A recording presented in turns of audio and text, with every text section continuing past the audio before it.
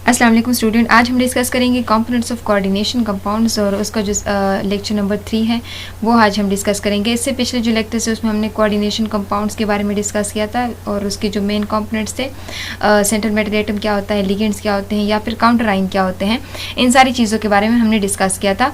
आज हम डिस्कस करेंगे coordination sphere and coordination number. ठीक है, सो ये जो वीडियो होगी इसमें हम इन दोनों चीज़ों के बारे में यानी कोऑर्डिनेशन नंबर क्या होता है और साथ में कोऑर्डिनेशन स्फीयर क्या होता है, इन दोनों चीज़ों के बारे में डिटेल में डिस्कशन करेंगे।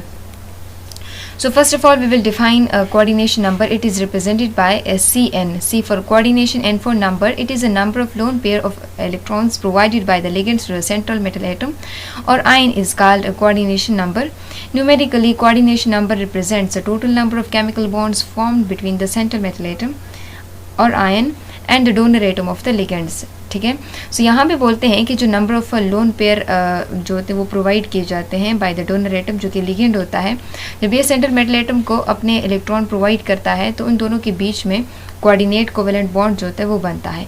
अब कितने लोन पेयर जो है ये जो डोनर एटम होते हैं, डोनर जो ग्रुप होता है लिगेंड ये प्रोवाइड करता है, उस नंबर को हम क्या बोलते हैं, कोऑर्डिनेशन नंबर बोलते हैं। सेकंड डेफिनेशन में हम यहाँ पे डिस्कस करते हैं कि कोऑर्डिनेशन नंबर असल में रिप्रेजेंट करते हैं कि जो total number of chemical bonds बनते हैं between the central metal atom या फिर जो आयन है या फिर उसके साथ साथ जो डोनर एटम्स होते हैं, ये सेंट्रल मेटल एटम के साथ कितने बॉन्ड्स बनाता है, केमिकल बॉन्ड्स बनाता है, इसको हम क्या बोलते हैं, coordination number of that particular compound बोलते हैं। ठीक है, अब यहाँ पे आप देख सकते हैं कि कुछ यहाँ पे एग्जांपल्स दी हुई हैं, कॉम्प्लेक्सेस दी हुई हैं। ठीक है, ये जो K4 होता है ये तो वैसे भी काउंटर आयन होता है, इसको तो हमने पहले ही डिस्कस किया है पिछली वीडियो में।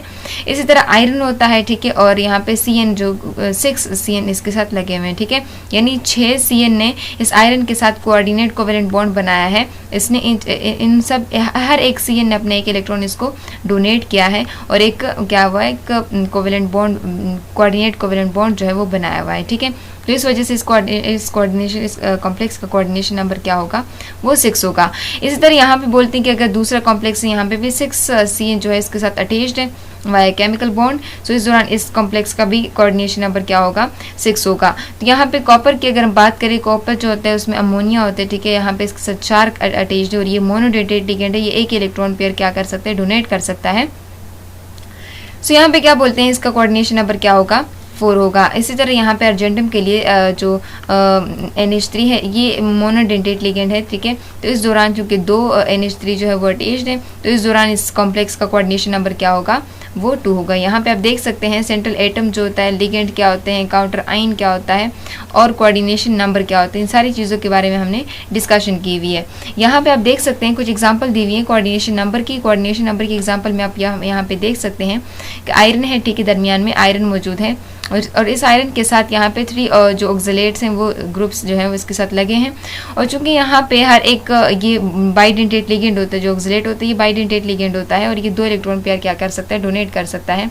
सो हर एक ऑक्सीजन के पास अपने इलेक्ट्रॉन पेयर है, वो यहाँ पे से 2 डोनेट हो जाते हैं, यहाँ से एक, यहाँ से एक, यहाँ से एक, यहाँ से और एक यहाँ से, तो इसने 6 इलेक्ट्रॉन पेयर इसको डोनेट किए हैं। ठीक है, तो इस वक्त इस कॉम्प्लेक्स का कोऑर्डिनेशन नंबर क्या होगा, वो 6 होगा, क्योंकि 6 केमिकल बॉन्ड्स बने हुए, चाहे लिगेंड्स की तादाद कितनी भी हो, लेकिन ये नंबर ऑफ बॉन्ड्स जो हैं उसकी तादाद जो होती है हमें मालूम होनी चाहिए।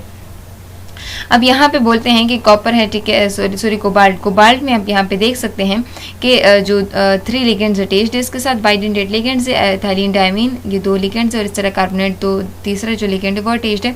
लेकिन चूंकि यहाँ पे डोनर स्पीशी क्या है, डोनर एटम जो है वो इसमें 2 है, एक यहाँ पे इस ऑक्सीजन के पास, एक इसके पास, एक इस नाइट्रोजन के साथ, एक इस नाइट्रोजन के साथ, इस तरह एक इस नाइट्रोजन के साथ और एक इस नाइट्रोजन के साथ। तो इस कॉम्प्लेक्स का भी कोऑर्डिनेशन नंबर क्या होगा, वो 6 होगा, क्योंकि 6 जो केमिकल बॉन्ड्स है ये बने हुए हैं किस चीज़ के साथ, ऑक्सीजन और कोबाल्ट के बीच में। ठीक है, यहाँ पे भी आप देख सकते हैं इथाइलिन डायमीन जो है तो उसको कोबाल्ट के साथ रखा गया है। ठीक है, तो ये भी यहाँ पे तो कार्बोनेट था लेकिन यहाँ पे सिर्फ और सिर्फ इथाइलिन डायमीन है। यहाँ भी आप देख सकते हैं, यहाँ भी हमने क्या किया हुआ है, बाइडेंटेट लिगेंड्स है। ठीक है, और एक रिंग की शक्ल में इसके ऊपर इसके इर्द गिर्द मौजूद है।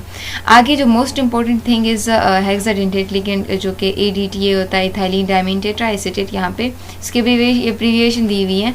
यहाँ पे आप देख सकते हैं चूँकि ये हेक्साडेंटेट लिगेंड होता है, इसको हम पॉलीडेंटेट लिगेंड भी आमतौर पर कहते हैं। तो यहाँ पे आप देख सकते हैं कि जो M होता है ये देखो M यहाँ पे मौजूद है, ये कोई मॉलिक्यूल है, ठीक है। इसके साथ ये इसी एक ही लिगेंड से, इथाइलिन डायमीन से एक ही लिगेंड से क्या करे, 6 इलेक्ट्रॉन पेयर क्या कर सकते हैं, गेन कर रहा है, ठीक है। जैसे यहाँ पे देखते हैं कि इस ऑक्सीजन के पास इलेक्ट्रॉन पेयर एक इसके पास नेगेटिव चार्ज और एक इसके पास, ये 4 हो गए। इसी तरह एक इस नाइट्रोजन के पास एक ये और दूसरा नाइट्रोजन के पास ये वाला, ठीक है। सो ये हेक्साडेंटेट लिगेंड हो गया। ये 6 मुख्तलिफ साइड से इलेक्ट्रॉन पेयर डोनेट कर सकते हैं। ये देखो यहाँ पे इस ऑक्सीजन के पास, इस नाइट्रोजन के पास, इस नाइट्रोजन के साथ, इस ऑक्सीजन के साथ, ठीक है, इस ऑक्सीजन के साथ। अब यहाँ पे आप देख सकते हैं 6 जो यहाँ पे बॉन्ड्स जो हैं वो बने हुए हैं, कोऑर्डिनेट कोवेलेंट बॉन्ड्स जो हैं वो बनाए हुए हैं। सो इस वक्त इसका कॉम्प्लेक्स का कोऑर्डिनेशन नंबर जो है वो 6 है। हालांकि यहाँ पे लिगेंड्स की तादाद कितनी है, वो एक ही है, एक ही लिगेंड रोटेशन। लेकिन चूंकि ये पॉलीडेंटेट लिगेंड जो होता है इसको हम कह सकते हैं, ये M क्या है, इसका कोई भी मॉलिक्यूल या सेंट्रल मेटल एटम जो होता है वो इसके साथ यहाँ पे मौजूद होता है।